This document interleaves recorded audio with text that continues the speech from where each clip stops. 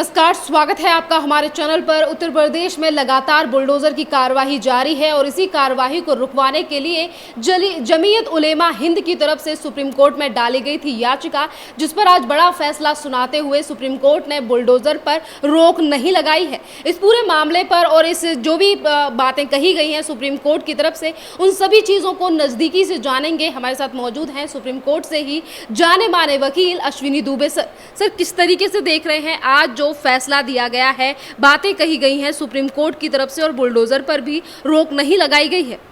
Thank you Shreyan. Supreme court ने कहा कि अगर किसी भी डिमोलिशन में किसी भी जो बिल्डिंग अवैध रूप से अवैध निर्माण है, तो अगर वहाँ पर आपको डिमोलिशन करना है या कोई कार्यवाही करनी है, तो जो आपका एक्ट है Uttar Pradesh planning and development act, urban planning and development act 1973, उसके तहत अगर आप नोटिस दिए हैं और नोटिस देने के बाद जो स्टैट्यूटरी नोटिस के अंतर्गत जितना समय देना है वो समय दिया है और उसका कंप्लायंस किया है, due procedure of law follow किया है, तो निश्चित तौर पर किसी भी प्रकार की डेमोलिशन कार्यवाही को रोकने का कोई मतलब नहीं है। परंतु अगर आपने due procedure of law follow किए बिना और पिक एंड चूज़ कर रहे हैं, दूसरा सेलेक्टिवली टारगेट कर रहे हैं, तो वो ठीक नहीं है। देखिए, इस बात पर अभी जो जमीयत उलेमा हिंद की पिटीशन थी, तो उस पर एक बात ये भी आई कि ये अग्रीव्ड पर्सन नहीं है, इनकी बिल्डिंग डिमोलिश नहीं हुई, ये एक संगठन है और वो संगठन यहाँ अप्रोच कर रहा है। और एटलीस्ट जिन लोगों के हाउसेस जो कह रहे हैं कि पॉलिटिकल वेंडेटा के तहत उनके हाउसेस डिमोलिश हुए हैं,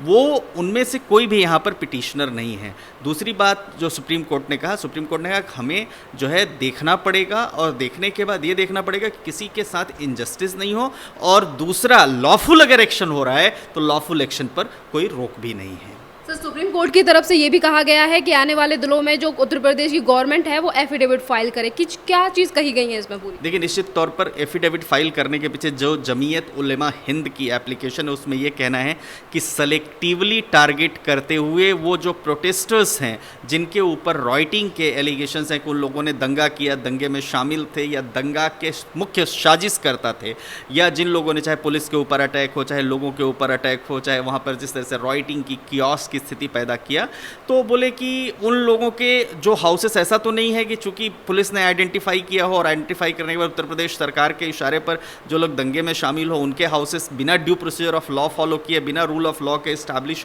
किए हुए डिमोलिश हुए। तो उस पर उन्होंने कहा कि आप अपना एफिडेविट फाइल करिए कि जितने भी हाउसेस डिमोलिश किए हैं आपने, वो सारे houses due procedure of law, जो कानून है, कानून के अंतर्गत आपने डिमोलिश किया है, रूल ऑफ लॉ के अंतर्गत डिमोलिश किया। यानी मुख्य रूप से कहने का मतलब है कि जो उत्तर प्रदेश का कानून है उसके कानून के तहत बिल्डिंग डिमोलिश करने के पहले जो अगर अवैध निर्माण है तो क्या आपने प्रॉपर नोटिस दिया है, उस बारे में एफिडेविट फाइल करेंगे। और आज पहले दिन था और किसी प्रकार की रोक नहीं लगाई है। देखिए श्रेयन, ये समझना पड़ेगा कि देश रूल ऑफ लॉ से चलता है, देश में कानून का शासन है। किसी भी व्यक्ति का, चाहे वो किसी भी राज्य का, चाहे मुखिया हो या चाहे वो कोई भी और कितना भी ताकतवर व्यक्ति क्यों नहीं हो, कानून के नज़र में हर व्यक्ति की जो कीमत है वो एक जैसी है। तो मैं समझता हूँ कि अगर रूल ऑफ लॉ फॉलो होता है कहीं पर तो उसमें कोई रोक होनी चाहिए। और इलीगल स्ट्रक्चर्स जो बनते हैं, और इसके लिए कानून इसीलिए है कि इलीगल स्ट्रक्चर्स डिमोलिश किया जाए, नहीं तो सड़कों पर चलना दुभर हो जाएगा। जो लोग जहां पर खाली ज़मीन पड़ी है उस पर कब्जा कर लेंगे। देखिए किस तरीके से उत्तर प्रदेश में माफियाओं का राज था, चाहे अतीक अहमद की प्रॉपर्टी हो, कई पॉश लोकेलिटीज़ में उन्होंने ज़बरदस्ती प्लॉट्स पर, ज़बरदस्ती मकानों पर कब्जा कर रखा। मुख्तार अंसारी की प्रॉपर्टीज़ को देख लीजिए। और ये डिमोलिशन ड्राइव लगातार उत्तर प्रदेश में चल रही है, कई महीने पहले से भी उत्तर प्रदेश में और बाकी जगहों पर नोटिसेस देते हुए डिमोलिशन ड्राइव की ये चल रही थी कि जो अवैध निर्माण है, अवैध निर्माण ध्वस्त करना ही है। अब वो एक बात अलग है कि अवैध निर्माण ध्वस्त करने से पहले ये मुख्य साजिशकर्ता बन गए, तो ये पॉलिटिकल वेंडेटा की बात करने लगी। मगर निर्माण तो अवैध था।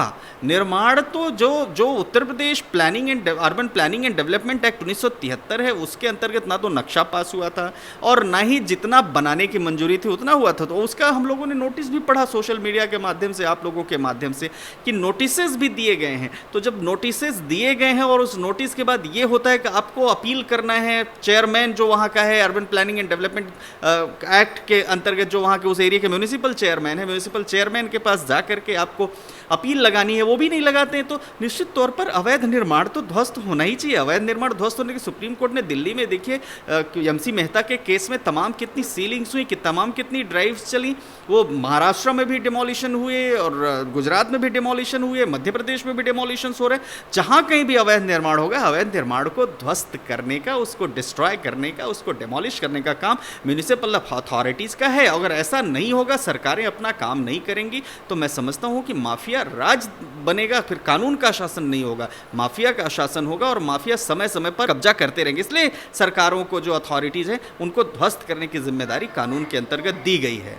सुप्रीम कोर्ट में आज पहला दिन था सुनवाई का, और आज सुनवाई करते हुए जिस तरीके की सुप्रीम कोर्ट की तरफ से याचिका को सुना जा रहा था, सुनवाई की जा रही थी, इसी बीच में सॉलिसिटर जनरल तुषार मेहता की तरफ से भी काफ़ी बातों को कहा गया। उन्होंने जहांगीरपुरी का भी उदाहरण दिया कि वहाँ पर भी सारे प्रोसीजर को फॉलो किया गया था जहांगीरपुरी में जब बुलडोजर से कार्रवाई की गई। देखिए, जहांगीरपुरी में निश्चित तौर पर जहांगीरपुरी में भी डेमोलिशन के 2 नोटिस दिए गए। 2 तरह के स्ट्रक्चर्स होते हैं। एक ऐसा स्ट्रक्चर होता है कि सड़क के किनारे किसी ने झुग्गी बना ली और जो है पक्का स्ट्रक्चर बनाने के लिए नॉर्मल स्ट्रक्चर बनाते हैं, उसको डिमोलिश करने के लिए नोटिस भी देने की जरूरत नहीं है। जो तमाम सड़कों पर रातों रात टेंट्स गड़ जाते हैं, तमाम सड़कों पर रातों रात लोग रहने लग जाते हैं, तमाम सड़कों पर लोग रिलीजियस स्ट्रक्चर्स खड़ा कर लेते हैं और तमाम सड़कों पर जो है तमाम पता चलता है कि कहीं किसी भी धर्म के लोग जो है वहाँ पर कुछ रिलीजियस एक्टिविटीज़ करना शुरू करते हैं, तो वो ध्वस्त करने के लिए आपको नोटिस देने की ज़रूरत नहीं है। लेकिन अगर एक बिल्डिंग का निर्माण हुआ और वो बिल्डिंग का निर्माण हुआ तो बिल्डिंग के निर्माण के लिए नोटिस देने की ज़रूरत है और वो म्यूनिसिपल अथॉरिटीज़ देती हैं। और उसी के तहत उन्होंने कहा, जहांगीरपुरी में भी हुआ, शाहीन बाग में आप देख लीजिए, शाहीन बाग में क्या डिमोलिशन हो पाया? नहीं हो पाया, क्योंकि भीड़ तंत्र ने, जो लोकतंत्र के अंतर्गत है, जो कानून है, उस कानून का पालन करने वाले लोगों को रोका। तो यानी वहाँ पर जो इलीगल स्ट्रक्चर्स इस्टेब्लिश हुए हैं, उन इलीगल स्ट्रक्चर्स को बचाने के लिए भीड़ तंत्र सामने है। अगर देश भीड़ तंत्र से तो चलता नहीं है, देश कानून से चलता है, कानून का राज है, और तर्क संगत और कानून संगत अगर डिमोलिशन हो रहा है तो उस पर अदालतों को भी नहीं है किसी प्रकार का एतराज। आप देखिए, इसके पहले भी इसी जमीयत उलमा हिंद की ही पिटीशन थी, जहांगीरपुरी में जो इलीगल स्ट्रक्चर्स जो थे उनको रिमूव करने के लिए सुबह से गई थी जहाँ पर म्यूनिसिपल कॉरपोरेशन की टीम, तो उस पर भी कोर्ट ने कहा कि अगर आप नोटिस इशू किया है तो कोई प्रॉब्लम ही नहीं है, वी विल सी इट, लेकिन आप सबसे पहले अपना एफिडेविट फाइल करिए एंड यू एस्टैब्लिश इट। ये बताइए कि आपने जो है किस तरीके से, क्या इलीगल स्ट्रक्चर डिमोलिश कर रहे हैं, पॉलिटिकल वेंडेटा के तहत डिमोलिश कर रहे हैं, या वास्तव में वहाँ पर अवैध निर्माण या अवैध स्ट्रक्चर्स खड़े हुए हैं। वो पिटीशन भी पेंडिंग है, वो भी आएगी।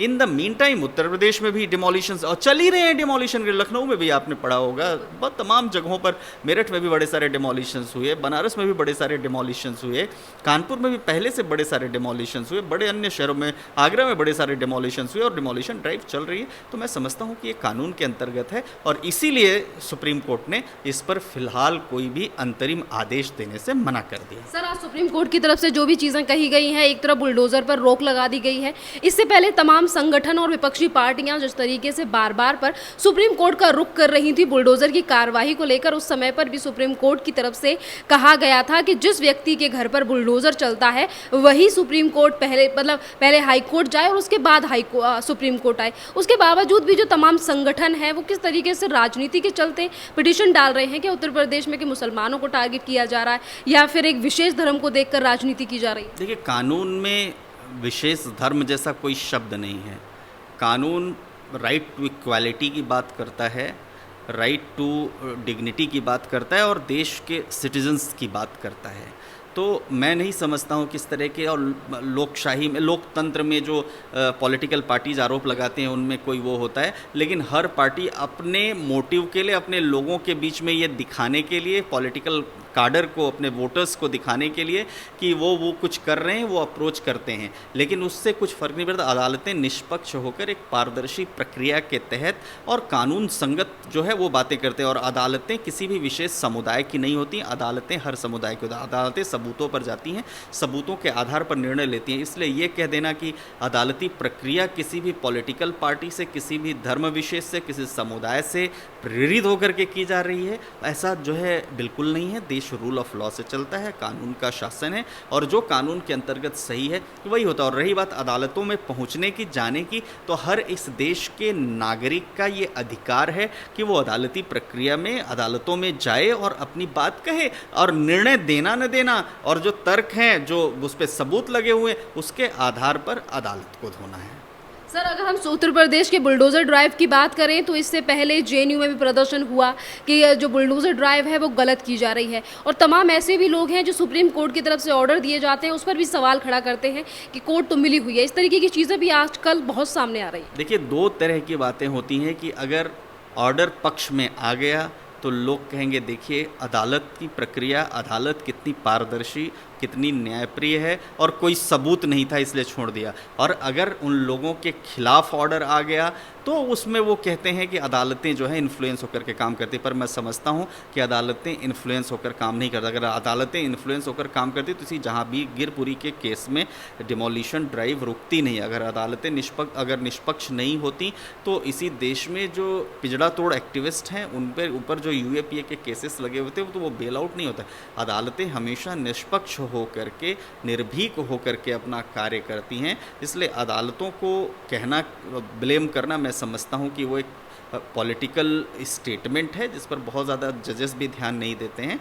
हाँ, ये ज़रूर है कि एक हद से ज़्यादा अगर फ्रीडम ऑफ स्पीच और एक्सप्रेशन का प्रयोग किया जाता है और वो जो रीजनेबल रिस्ट्रिक्शंस जो कॉन्स्टिट्यूशन में हैं उसका पालन किए बिना, तो अदालतों को भी अधिकार है कि कंटेम्प्ट ऑफ कोर्ट में उन लोगों को जो है दोषी करार दे सकती हैं, सज़ा भी हो सकती है। इसलिए हर व्यक्ति को, खासतौर से लोगों को, चाहे पॉलिटिकल पार्टी के जो लोग हैं, पॉलिटिकल काडर के लोग हैं, बड़े संयमित तरीके से संवैधानिक संस्थाओं पर प्रश्न चिन्ह नहीं खड़ा करना चाहिए। ये समझना चाहिए कि संवैधानिक संस्थाएं कानून के मुताबिक चलती हैं और अगर कोई संवैधानिक संस्था या कोई ऐसी एजेंसी है, जांच एजेंसी, अगर किसी पॉलिटिकल पार्टी से इन्फ्लुएंस होकर के काम करते हैं तो अदालतें उस व्यवस्था में तुरंत जो है इंटरफेयर करती हैं। आप रतन लाल को देखिए कि एक दिन पहले गिरफ्तार किया गया और उसके अगले दिन अदालत ने जमानत दे दी। अब दिशा रवि के केस में देखिए कि कितना हुआ, टूल किट और जाने क्या क्या तमाम बातें कोर्ट ने करनी। स्केची और स्केटी एविडेंसेस हैं, कोई ऑथेंटिसिटी नहीं है। कहाँ पर उसने जो है देश के साथ गद्दारी किया या कहाँ पर उसने फार्मर्स प्रोटेस्ट में जो जिस तरह से वैंडलिज्म हुआ, जिस तरीके से राइटिंग हुई, जिस तरीके से लोगों ने जो है लाल किले पर अपना धर्म का झंडा फहरा दिया, वो सब बातें मैं समझता हूँ कि अदालती प्रक्रिया में नहीं चलती हैं। अदालतें बहुत निष्पक्ष होकर के काम करती हैं और इसीलिए समय समय पर रूल ऑफ लॉ को इस्टेब्लिश किया जाता है अदालतों के माध्यम से।